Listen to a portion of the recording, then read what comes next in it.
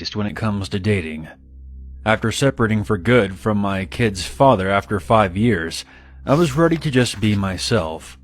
About 3 months of being a single mother, my neighbor approached me stating that a friend of his, Steve, would like to meet me. It didn't take long before he charmed his way into my life. The first 6 months were amazing, but he began to drink more and more, and each time he would get extremely agitated. He would start fights with random people, and even some of our friends.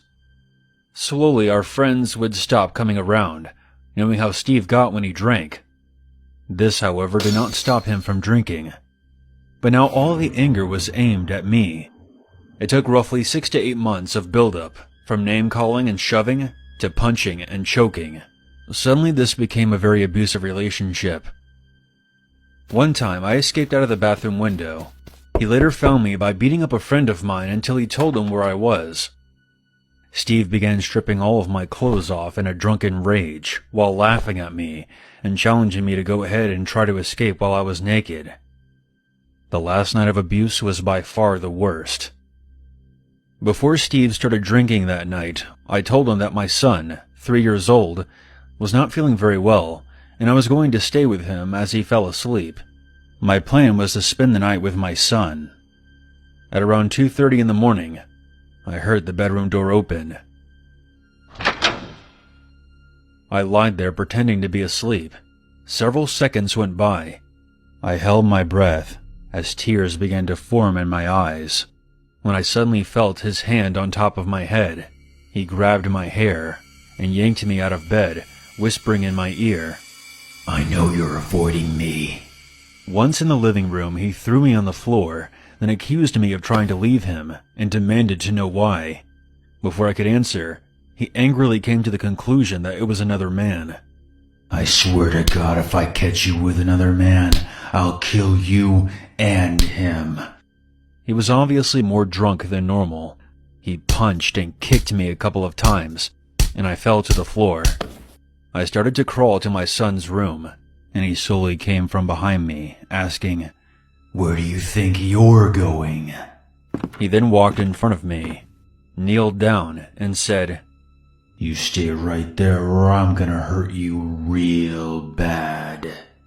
He then sat on the couch and watched me as I sobbed on the floor.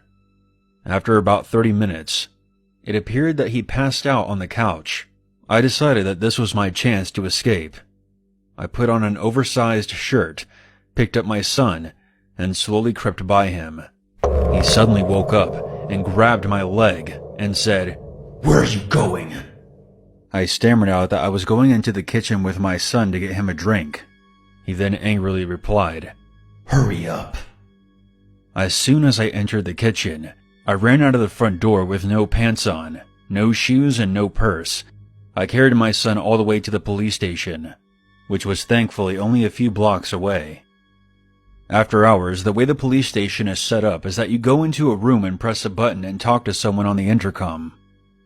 I ran in and put my back to the wall and pushed the button behind me as I slowly slid down into a sitting position while holding on to my son, waiting for Steve to burst through the door at any second. I remembered thinking if I was going to be beaten, at least it would be on camera. On the speaker I heard, "How can I help you?" All I could do was cry. I couldn't even get a word out of my mouth. I didn't know how to explain. 2 officers came out to assist me. A female officer took my son and got him some food, and I went with the male officer to make a report, and he gave me a blanket. After 15 minutes, I heard Steve screaming my name as they brought him down the hallway. I held my breath as if he knew I was behind the door. 30 minutes later, an officer came back with a sergeant. At first, I thought they were going to tell me to go back home and gather my belongings while Steve was being held in custody. Instead, they asked me more questions about his anger issues and if there had been any previous fights.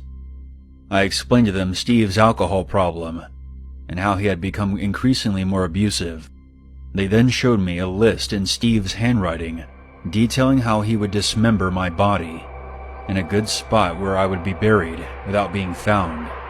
He also had possible dates written down, with past dates crossed out. I couldn't breathe when I read this. and by this point tears were streaming down my face. I looked at the cop and asked, "What does this mean?" He looked back at me and said, "It means you're lucky."